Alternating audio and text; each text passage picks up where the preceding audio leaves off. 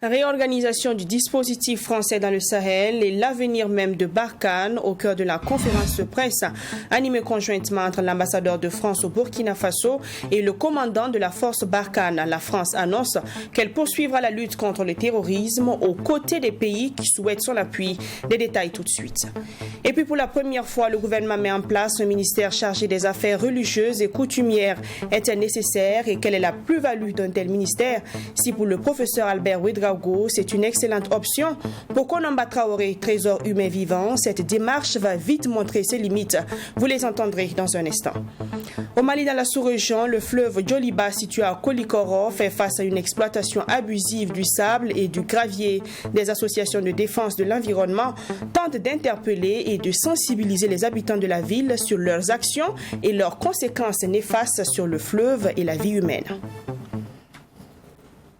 Bonjour, bienvenue au dernier 13h de la semaine sur Twi TV.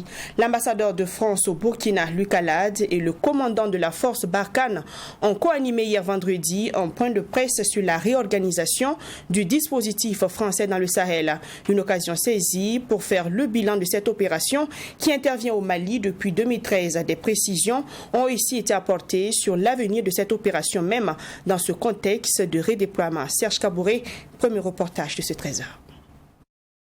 La question du retrait de l'opération Barkhane au Mali, la réarticulation du dispositif français dans le Sahel et l'avenir de Barkhane, autant de questions qui ont été abordées ce vendredi par le commandant de l'opération Barkhane, le général Laurent Michon, et l'ambassadeur de France au Burkina Faso. Sur la question de la lutte contre le terrorisme dans la zone des 3 frontières, la France entend continuer la lutte avec les pays qui souhaitent son appui, suivant certaines conditions. Nous allons poursuivre l'appui que nous pouvons procurer aux armées nigériennes, burkinabées et maliennes dans la zone des 3 frontières, par les airs par exemple, à une unique condition, je parle pour le Mali, qu'il n'y ait pas de Wagner. S'il y a des mercenaires russes, et c'est le cas dans la zone d'interdiction temporaire de survol, vous savez que le Mali a décrété qu'il y avait une zone interdite de survol pour nos aéronefs, donc nous n'y allons pas, nous respectons la souveraineté malienne. Là, nous n'appuierons plus les Maliens ou la force conjointe G5. C'est le cas par exemple à Boulikessi. Présente au Mali depuis 2013, la force Barkhane, selon son commandant, a été à la base de plusieurs changements positifs de concert avec l'Union européenne. L'augmentation des capacités des FAMA, donc les forces armées maliennes sont passées de 7 000 à 40 000 hommes en 8 ans de Barkhane. Nous ne sommes pas les seuls acteurs et l'Union européenne a fait beaucoup pour cela également, et d'autres acteurs. Les FAMA sont capables de se redéployer en autonomie. Et nous avons pu, par exemple, procéder à une relève sur position dans certaines garnisons du Nord-Mali, avec des unités FAMA reconstituées conformément aux accords de paix de 2015. Mais vous le savez tous, le choix désormais de pouvoir politique à Bamako est un peu autre. Seulement, depuis l'arrivée des nouvelles autorités maliennes, la coopération avec la France bat de l'aile et le retrait de Barkhane est en cours. L'élément de rupture, vous le connaissez tous, c'est le choix politique de Bamako et le fait que, donc, entre Européens, le président de la République française et ses homologues européens ont décidé le retrait de Barkhane du Mali. Concrètement, ça va se passer en sûreté tactique, en coordination avec l'état-major malien. Donc nous, entre militaires, mettons en œuvre ces décisions politiques en nous coordonnant avec le général Diarra et localement avec les chefs maliens. Le but est le suivant, c'est à la fois sans délai, comme le dit le Premier ministre malien, le plus vite possible, c'est aussi ce que souhaitent les Européens, mais le plus vite possible en étant raisonnable au sens du vide sécuritaire qu'il faut éviter. Un supposé redéploiement de Barkhane vers le Niger ou le Burkina Faso est à proscrire selon le général Michon, qui précise que rien ne se fera sans la demande des autorités des pays concernés. Cette dénomination de redéploiement, de repositionnement, de duplication laisse imaginer qu'on va faire copier-coller. On n'est plus au Mali, donc on va dupliquer Barkhane au Niger. Ça n'est absolument pas le cas. Ça n'a jamais été le cas. Peut-être que nous poursuivrons cette action si les Nigériens le souhaitent. Peut-être qu'il y aura d'autres choses, mais il n'y a absolument pas de redéploiement ou de repositionnement de Barkhane au Niger. Au Burkina, pardon, et il n'y a aucune intention et aucune demande, à ma connaissance, de redéployer quoi que ce soit ou de déployer quelque chose au Burkina venant du Mali.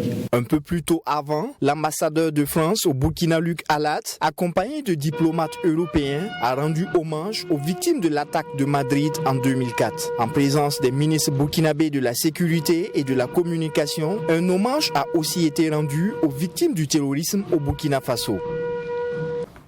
La série d'installations des nouveaux ministres de la transition s'est poursuivie hier avec l'installation de la nouvelle ministre des Affaires étrangères, de la coopération régionale et des Burkinabés de l'extérieur. Olivia Rwamba, ainsi installée dans ses nouvelles fonctions, est consciente des enjeux du moment et des défis à relever. Elle opte donc pour une démarche active, inclusive et participative pour réussir sa mission. On en parle avec Mamidriana Kamabo.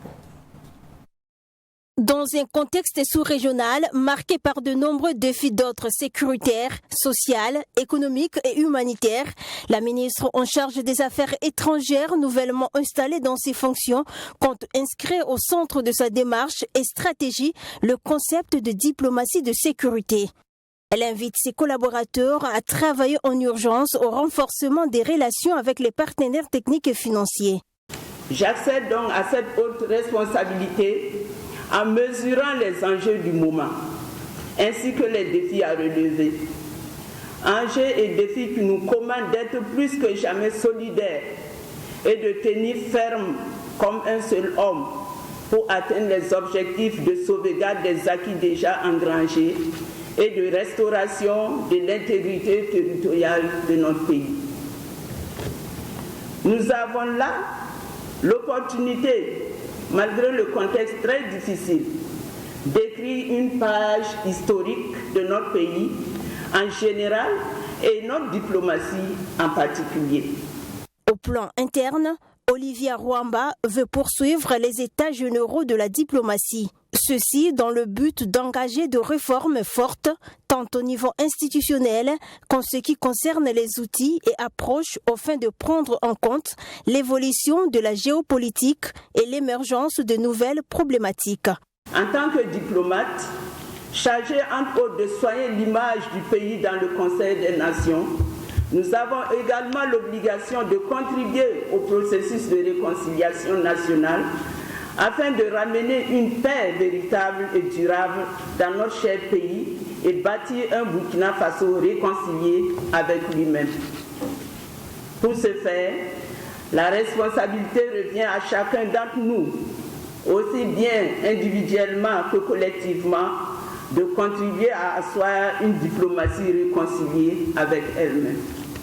La ministre des Affaires étrangères, de la coopération régionale et des Burkinabés de l'extérieur a à son tour procédé à l'installation du ministre délégué auprès de son département chargé de la coopération régionale. Boukari Sawadgo, ex-directeur du guichet unique du foncier, a été installé le 10 mars dernier dans ses nouvelles fonctions de ministre de l'Urbanisme, des Affaires foncières et de l'Habitat. Boukari Sawadgo compte consolider les acquis de son ministère tout en se référant à la charte de la transition. Chacune des compétences de son département sera exploitée à bon escient pour l'atteinte des objectifs fixés. Salimatou Zongo, Sanata Séré. Boukari Sawadgo prend ainsi officiellement les commandes du ministère de l'Urbanisme, des Affaires foncières et de l'Habitat à travers cette cérémonie d'installation présidée par le secrétaire général du gouvernement, Jacques Sostène Dengara. L'ex-directeur du guichet unique du foncier se réjouit de la confiance placée en lui. L'administration étant une continuité, le nouveau ministre promet consolider les acquis engrangés par son prédécesseur avec pour boussole la charte de la transition.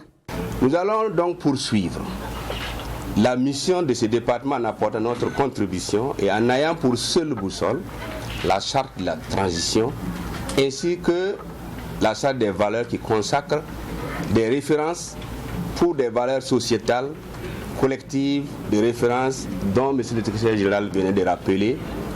Et je souhaite l'implémentation continue de ces valeurs dans notre ministère. Avec toutes ces actions conjuguées, chacun dans son domaine contribue à favoriser la restauration, la sécurité, au retour des personnes déplacées internes et à l'amélioration de la gouvernance dans notre pays.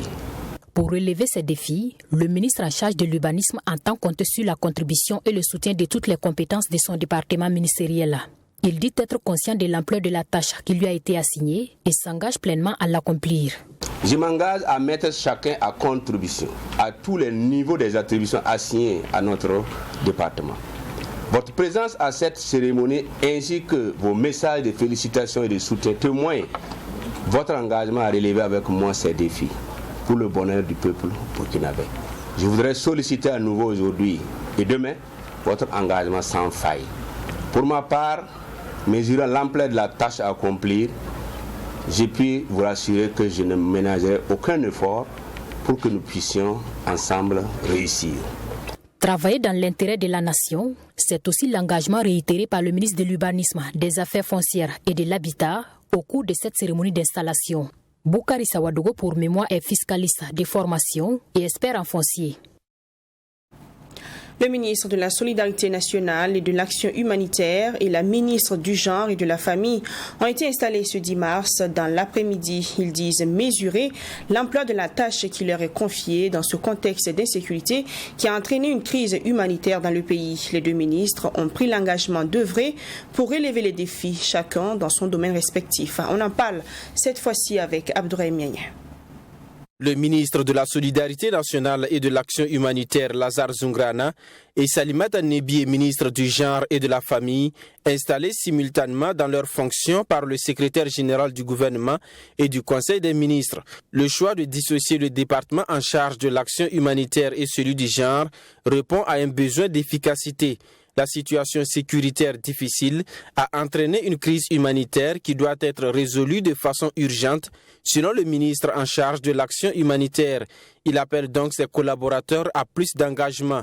Nous devons réussir la mission qui nous a été confiée par les plus hautes autorités du pays et répondre efficacement à la crise humanitaire qui est une des actions prioritaires de la transition déclinée en objectif stratégique 2.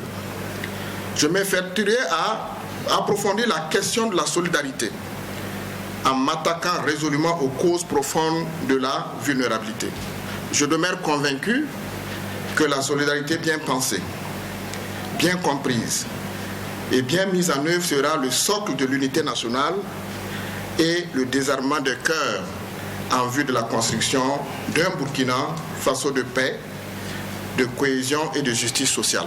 Pour Salimata Nebié, il s'agira de prendre en compte toutes les couches sociales dans l'œuvre de construction de la nation. La ministre du Genre et de la Famille entend aussi faire de la famille un instrument de promotion des valeurs civiques et citoyennes afin de lutter contre les maux qui minent la société burkinabé. Des cellules familiales fortes et saines produisent un corps social fort et sain, et aussi un corps social ouvert et tolérant. Toute crise de la famille nucléaire, met en mal la transmission des valeurs humaines qui sont les fondements d'une société harmonieuse. À cette étape de la lutte contre l'insécurité, chacun et chacune de nous a une obligation d'accomplissement. Nous avons tous, toutes et tous, chacun et chacune, un potentiel à développer et à mettre au profit de l'intérêt collectif et produire l'antidote indispensable au poison qui se dissipe dans notre pays. Le ministre de la Solidarité nationale et de l'Action humanitaire a affirmé sa volonté à veiller à l'adoption de la stratégie nationale de relèvement des personnes déplacées internes. Cette stratégie va permettre la réinstallation des déplacés dans de meilleures conditions après la sécurisation des zones. Salimata Nebié a pour sa part annoncé son retrait des structures associatives auxquelles elle appartenait pour, selon elle, se mettre au service de son département ministériel. Le ministère des Sports, de la Jeunesse et de l'Emploi sera désormais dirigé par Abdoul Wahab Oudrabo. Il a été installé ce jeudi 10 mars 2022 par le secrétaire général du gouvernement et du Conseil des ministres. Le nouveau ministre a du pain sur la planche au regard des difficultés présentes dans les différents secteurs de son département, à savoir le sport, la jeunesse et l'emploi. La cérémonie d'installation avec Yassine Sawatou. Au nom de leurs excellences, Monsieur le Président du Faso et le Premier ministre, je vous déclare solennellement installé dans vos fonctions de ministre des Sports de la jeunesse et de l'emploi. Ainsi donc, Ouabou Drabo a maintenant le champ libre pour pallier tous les problèmes liés au sport, à la jeunesse et de l'emploi. Ce 10 mars, il a été installé dans ses fonctions de ministre par le secrétaire général du gouvernement et du conseil des ministres. Pour le secrétaire général, c'est une grande responsabilité que va assumer le nouveau ministre des Sports, de la jeunesse et de l'emploi. C'est une grande confiance qui a été placée en vous, certainement au regard de votre intégrité, de vos compétences et de votre expérience, mais en même temps, c'est une grande responsabilité que vous allez désormais assumer. Celle de conduire avec succès un secteur sensible, un secteur stratégique de notre pays dont l'importance n'est plus à démontrer au regard du niveau de taux de chômage des jeunes de notre pays et aussi des débats parfois passionnés ou passionnants du monde du sport. C'est un climat marqué par la crise qui secoue le comité exécutif de la Fédération burkinabé de football qu'arrive Abdoul Ouabou Drabo. Conscient de la situation, il promet de s'approprier dans les plus brefs délais le dossier afin d'y apporter des solutions. Conscient qu'aucun résultat pérenne ne peut s'obtenir dans la désunion, j'engagerai très prochainement des concertations avec les acteurs du sport pour une résolution rapide de cette crise qui n'honore ni le football, ni les sports burkinabés dans son ensemble. J'invite les uns et les autres à se mettre dans une disposition d'esprit qui facilitera le retour de la paix et de la concorde dans cette structure. À cela, le ministre appelle ses collaborateurs à un franc accompagnement, ce qui va sans doute leur permettre d'atteindre les résultats escomptés. Chers collaborateurs, je mesure la difficulté de la tâche qui m'attend, mais je reste confiant, car je ne doute point de votre engagement et votre détermination à m'accompagner. C'est pourquoi je vous engage dès à présent à faire vôtre l'ensemble de ces principes, valeurs et priorités. Intégrez-les dans vos habitudes et dans vos comportements de tous les jours. Cela nous permettra sans nul doute d'atteindre les résultats attendus pour ce département ministériel. Un rappel, Abdoul Ouabou Drabo a été nommé par décret le 5 mars dernier au poste du ministre des Sports, de la Jeunesse et de l'Emploi par le président de la transition burkinabé, Paul-Henri Sandaogo Damiba. La formation du gouvernement de la transition intervenue le 5 mars dernier consacre la création d'un ministère chargé des affaires religieuses et coutumières. C'est une première au Burkina Faso et un grand soulagement pour toutes ces structures qui le demandaient depuis longtemps. Aujourd'hui, c'est chose faite, mais les acteurs sont divisés sur l'importance de la création d'un ministère plein chargé des affaires religieuses et coutumières. Certains estiment que ce ministère aurait dû être couplé à celui de la culture. Regardez ces explications de Abdouraïm Niagne. C'est la première fois dans l'histoire du Burkina Faso qu'un département ministériel est exclusivement dédié aux affaires religieuses et coutumières. Une innovation appréciée par des acteurs qui ont pendant longtemps demandé qu'une attention particulière soit accordée aux faits religieux et surtout coutumiers qui participent à la construction du pays. C'est le cas de l'association Racine, dirigée par le professeur Albert Ouedraogo. Il dit attendre beaucoup de ce nouveau ministère. Vous savez qu'il y a beaucoup de conflits de chefferie qui auraient pu être économisés si ce ministère-là avait existé. Vous prenez par exemple un pays comme le Ghana, vous n'avez pas de conflit de chefferie en tant que tel parce que les règles sont claires. Il n'y a pas de collusion entre la politique et la chefferie en tant que telle parce que là aussi les règles sont claires. Si vous êtes chef, vous ne faites pas la politique partisane et vice-versa. La coopération et la collaboration interreligieuse méritent d'être mieux réfléchi dans un État qui s'inscrit dans une certaine laïcité. Voilà autant de pistes, autant de préoccupations que ce ministère-là devrait embrasser. Cette idée n'est pas du tout partagée par Konoma Traoré. Très attaché à la tradition, le trésor humain vivant estime que la religion et les affaires coutumières font partie de la culture. Par conséquent, ils devaient être logés dans le même ministère, y compris le département en charge de la réconciliation nationale. On ne peut pas dissocier la religion les affaires traditionnelles de la culture. Parce que la religion, là, et les traditions, ce ne sont que des éléments constitutifs de la culture, la cohésion sociale et la réconciliation, là. Ça fait partie, normalement, des attributions qu'on devrait donner au ministère de la Culture. Chaque jour, les Nabas, ils sont en train de travailler, les chefs coutumiers, et voilà, ils sont en train de travailler pour la cohésion sociale. Ils règlent les problèmes. Cette argumentation de Konoma Traoré ne convainc pas le professeur Albert Ouedraogo. Il estime par ailleurs que les acteurs religieux et coutumiers ont un rôle important à jouer dans la société, donc la création d'un ministère plein permet d'être plus efficace. Et si c'est cela, le ministère de la Culture devrait tout prendre. Parce que qu'est-ce qui est du fait de l'homme qui ne soit pas culturel? Même la dimension économique est culturelle. La dimension diplomatique est culturelle. La dimension éducative et culturelle. Donc, vous savez, moi, je pense qu'on a bien fait de créer ce ministère-là pour la première fois et donnant-lui les chances de se faire connaître et de montrer ses capacités. Ce ministère doit donc montrer ses capacités à apporter des solutions à la crise que vit le Burkina Faso. Les autorités religieuses et les valeurs traditionnelles doivent concourir au retour de la stabilité au Burkina Faso.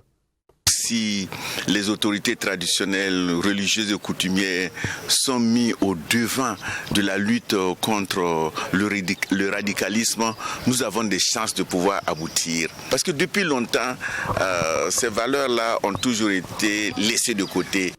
C'est également la situation que Konoma Traoré déplore.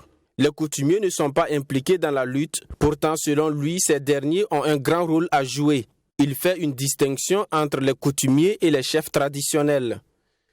Puisqu'on voit des Nabas chaque jour à l'église et les vendeurs à la mosquée, vous voyez, donc on ne peut pas dire qu'ils représentent la religion animiste, non. Ils représentent la chefferie, mais ce n'est pas la religion. Il faudrait que désormais les nouvelles autorités dissocient les deux. Nous avons bien les solutions coutumières pour régler tous les problèmes de notre pays. Mais encore, il faudrait que les gens y croient. Nos ancêtres là, comment ils se préservaient des guerres? Chaque village avait ses lieux de culte qu'il adorait pour que la guerre n'entre pas là-bas. Ah oui, il y avait des cérémonies rituelles pour ça. Et puis les villages étaient préservés, non seulement des guerres, mais des épidémies et des sinistres. Le professeur Albert Ouedraogo et Konoma Traoré estiment que le principe de laïcité est mal appliqué au Burkina Faso. Pour eux, la religion traditionnelle est marginalisée au profit des religions dites révélées. Ils invitent donc le ministre des Affaires religieuses et coutumières à relever ce défi.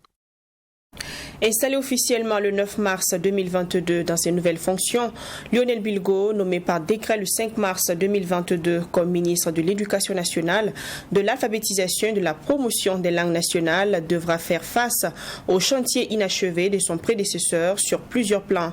Quels sont les grands défis de ce ministère? Quels sont les chantiers à achever ou à amorcer? Les réponses dans cet élément signé Fatima Tanikema.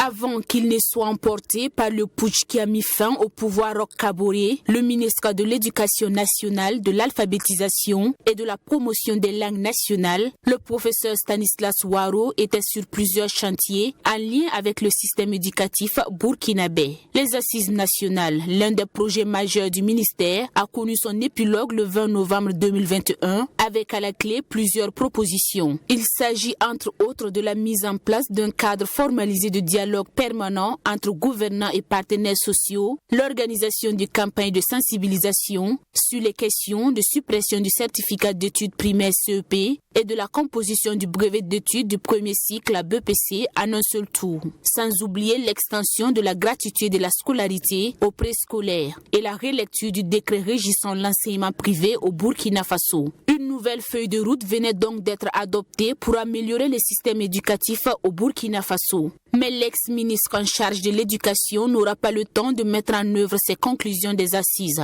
Était également en chantier avant le coup de force, la construction et l'équipement de lycées scientifiques et de lycées techniques professionnels dans les 13 régions du pays. Des chantiers inachevés dont hérite le nouveau ministre en charge de l'éducation nationale. Le mathématicien, en plus de ces chantiers, a aussi légué à l'actuel ministre d'autres dossiers urgents. Il s'agit notamment de la fermeture des établissements scolaires du fait de la crise sécuritaire.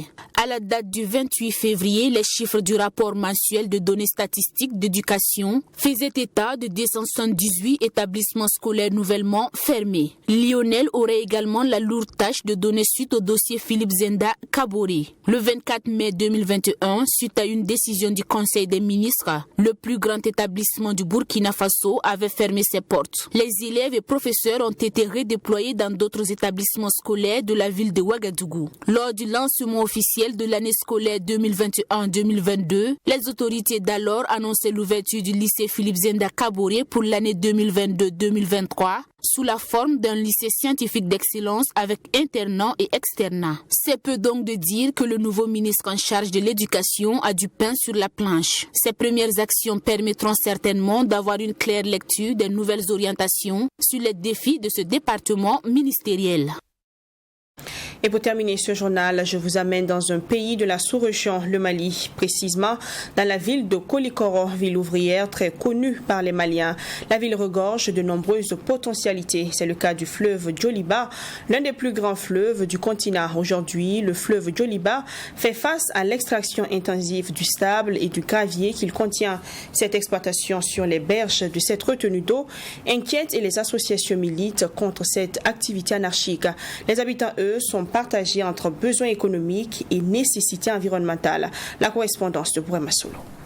Koulikoro, une ville ouvrière située à une soixantaine de kilomètres à l'est de la capitale malienne, connue auparavant pour ses usines Icoma, Grand Moulin du Mali, ou encore pour sa compagnie de navigation fluviale Comanave. Koulikoro est devenue aujourd'hui la plaque tournante de l'exploitation du sable et des graviers du pays. Une activité très économique qui occupe désormais les habitants de la ville. Il y a la population qui va s'enrichir avec du sable. Ça, c'est très important pour l'économie de cette ville-là. Ça va beaucoup soulager les habitants de cette région, la région de Koulikoro. Mais l'extraction intensive du sable et des graviers inquiète de plus en plus des associations de défense de l'environnement de la région. Elles craignent l'érosion des berges du fleuve qui occasionneront inéluctablement des inondations dans la ville, mais aussi la pollution des eaux. Un danger pour les ressources halieutiques du fleuve. Je peux même dire que l'eau du fleuve est très très polluée aujourd'hui. Vous voyez, de l'autre côté, tout le monde vient déverser les déchets toxiques aux berges. Maintenant, pendant la crue de l'eau va encore ramener tout ceci qui va vraiment polir l'eau. En contrepartie, les poissons vont prendre leur part et au retour, nous allons consommer ces poissons-là qui vont vraiment nous tuer à petit feu, un à un. Alors que les défenseurs de l'environnement s'inquiètent des conséquences écologiques graves pour le fleuve, l'association des femmes exploitantes du sable et des graviers de Koulikoro se soucie, elle, de la santé de ses membres. Ce que je souhaite, Adama, est qu'on puisse nous aider. Parce que beaucoup de femmes exploitent le sable et les graviers pour nourrir leur famille. Mais je souhaite qu'elles cessent ce travail, car c'est très risqué pour elles. Elles sont toutes infectées par des maladies. Nous demandons de l'aide pour qu'elles sortent de l'eau pour pouvoir travailler ailleurs. Sinon, elles seront toutes malades. Entre la sauvegarde de l'environnement et subsistance économique des ménages vivant de l'exploitation du sable et des graviers, la ville de Koulikoro fait face à un dilemme auquel elle doit pourtant répondre. C'est la fin de ce 13h. Merci de l'avoir suivi et merci d'avoir honoré toutes ces éditions de 13h de la semaine. Je vous souhaite un bon week-end, toujours en compagnie de True TV. Mais n'oubliez pas, prenez toujours soin de vous.